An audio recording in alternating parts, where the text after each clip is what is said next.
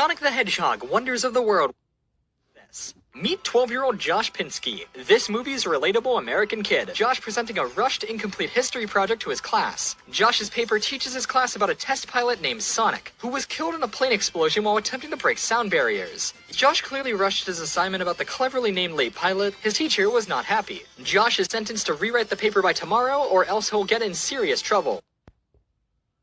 Now, Josh is going through a lot at the moment. His parents recently split up and don't pay much attention to him. He isn't doing well in school, and he's all around a pretty awkward kid. He does have one escape though, Sonic the Hedgehog. More specifically, his favorite game, Sonic X-treme for the Sega Saturn. Josh is picked up at school by his dad, named Hal, who is a scientific genius, always making great breakthroughs in his field, though he's currently unemployed. His most recent project is an artificial intelligence computer that uses holograms to project whatever you want into the real world. Hal calls it XRI, which stands for Extremely Radical Intelligence. Later, while his dad's not home, Josh goes up to the device and asks it to write his history paper on Sonic for him. It doesn't reply. To show it what he means, Josh then hooks up his Sega Saturn to it and puts in his copy of Sonic X-treme. While playing the game, bizarre things start happening. Sonic, the Hedgehog, stops responding to Josh's controls, and through the power of the XRI, realizes he has a will of his own. And then, Josh discovers a glitch in the game, which Sonic uses as a gateway to the real world.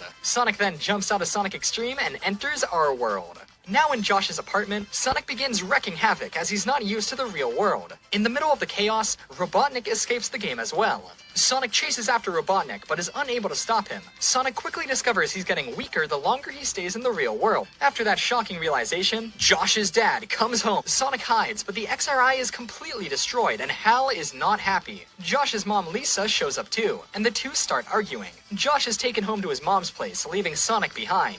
Next morning, Josh is woken up by Sonic, who just found his mom's house. Sonic is noticeably extremely tired, and he tells Josh that if they want even a chance at defeating Robotnik, he needs to get his powers back, and the only way to obtain that is through the Chaos Emeralds. The two then discover that the Chaos Emeralds actually exist on Earth. Somehow this was never discovered before, and it took a kid and a blue hedgehog to find inside ordinary Earth rocks. You just have to know which ones to crack open. Sonic and Josh just start smashing rocks, but somehow they do manage to find one. Using it, Sonic gains his strength back.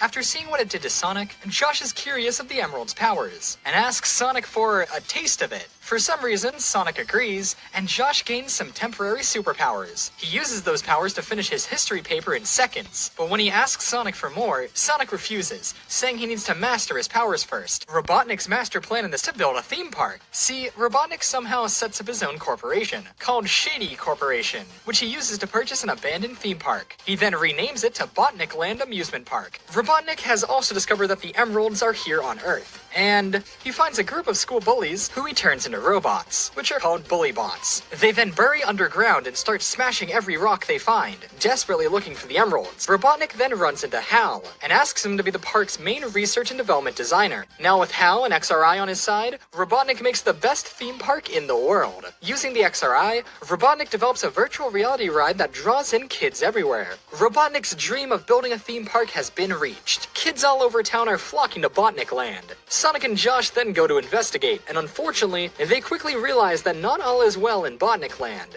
It turns out that Robotnik is using his rides to turn the kids into robots, whom he refers to as Kinderbots. These robots have one goal in mind: find the Chaos Emeralds. So now we got Bullybots and Kinderbots, which is all bad news for Sonic and Josh. The duo investigate the park further, and discover that Robotnik plans to do even more nefarious things with the XRI. This is probably his evilest plan yet. He plans to use the Chaos Emeralds to program XRI to capture the world's landmarks and convert them into virtual replicas, and then use those for profit. Sonic and Josh attempt to stop Robotnik, but Sonic is even weaker now. Sonic ends up being captured by the Bullybots, and Josh barely escapes. Josh goes and rescues Sonic, but then uses the XRI to transport Sonic, Robotnik, and himself back into Sonic X-treme. So we got Sonic, Josh, and Robotnik battling it out in location I've picked from the game, and that's where the final battle was to take place. Sonic, now having all of his energy back, swiftly defeats Robotnik, and he flees. With Robotnik defeated, Sonic tells Josh that he needs to go home, and he needs to stay in the game world, leaving Sonic behind. Josh realizes that if Sonic was in the real world, there'd be no hero in the game world. This would have led to the most touching and heartbreaking scene in film history, as Josh says goodbye to his new friend Sonic, knowing once he's back in the real world, he'll never see him again. Josh turns away, holding back the tears, slowly leaving Sonic X-treme. It's not all sad though. Josh returns home and reunites with his parents, with Josh playing Sonic X-treme one more time. He tells his dad that he'll remove XRI from the game, but before he does, Sonic stops moving, turns to the screen, and winks at Josh. And that's the story of Sonic the Hedgehog Wonders of the World.